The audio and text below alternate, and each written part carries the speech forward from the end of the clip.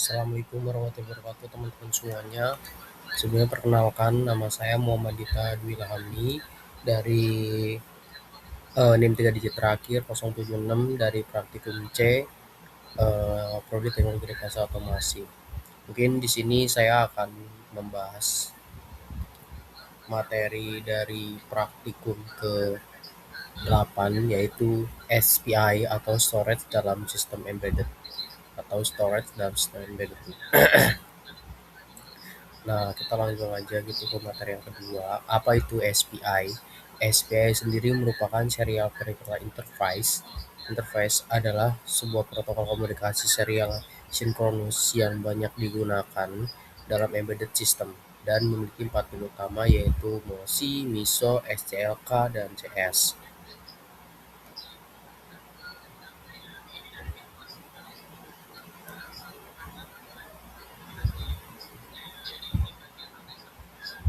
Nah, sifat duplex ini memungkinkan pengiriman dan penerimaan data secara bersamaan itu bisa dan kecepatan transfer itu sangat tinggi menjadikannya ideal untuk komunikasi dengan perangkat eksternal.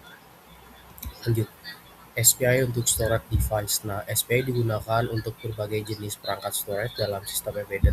Keunggulan SPI sendiri untuk storage yaitu pengendali secara kecepatan transfer data tinggi dan efisiensi jumlah pin yang rendah.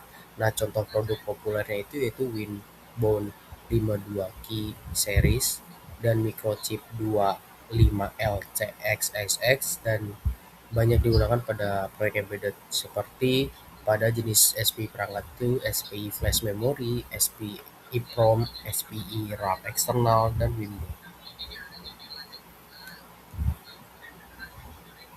Oke, kita lanjut ke cara kerja komunikasi SPI.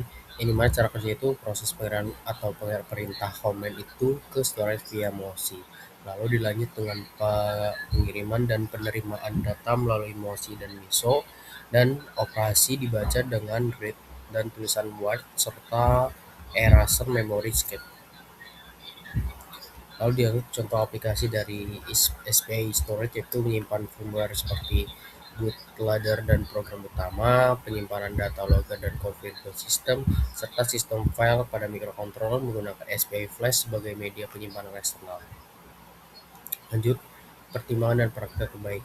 Nah, mengintegrasikan SPI storage ini ke sistem embedded memerlukan perhatian khusus agar komunikasi bisa berjalan handal dan tetap aman. Nah, berikut merupakan pertimbangan yaitu timing dan clock harus sesuai dengan spesifikasi, gunakan level shifter yang jika beda tegangan, manajemen cheat select atau CS-nya yang tepat, dan proteksi data dan wear leaving yang flash.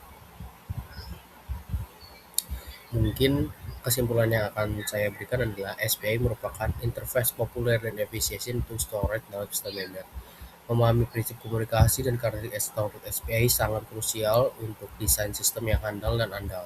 Nah, mungkin selanjutnya kita akan membahas dari program yang SPI-nya.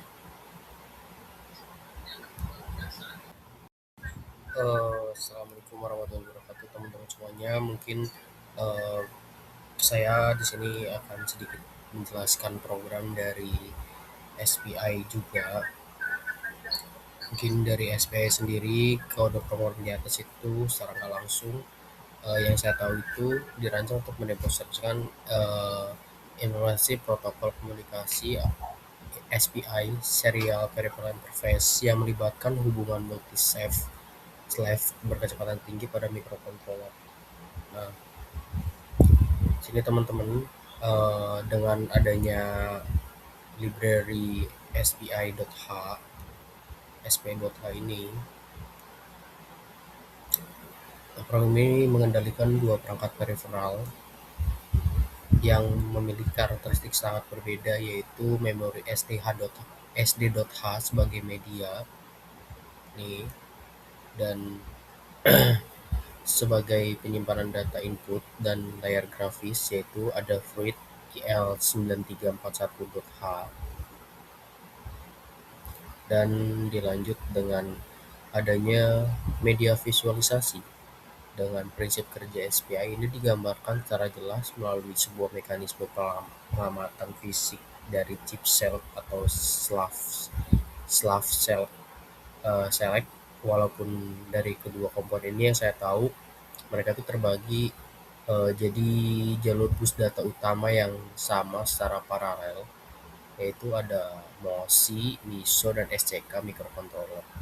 Dan mereka tuh bisa berinteraksi dengan secara bergantian tanpa adanya konflik ataupun data ganda berkat pemisahan pin control di mana ada TFT. Nah, TFT CS, DC, dan RST itu nantinya tuh berfungsi sebagai setup atau sistem yang mengaktifkan layar TFT, yaitu ada SD card juga dengan menampilkan sebuah status inisialisasi dan kemudian akan beralih menggunakan kartu SD untuk membuka file data TXT-nya. Nah, teman-teman, melalui fungsi khusus baca data dari SD ini,